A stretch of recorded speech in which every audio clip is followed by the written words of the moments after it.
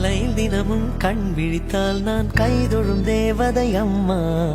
அன்பென்றாலே அம்மா என் தாய் போலாகிடுமா. காலையில் தினமும் கண் விழித்தால் நான் கைதொழும் தேவதை அம்மா. அன்பென்றாலே அம்மா என் தாய் போலாகிடுமா.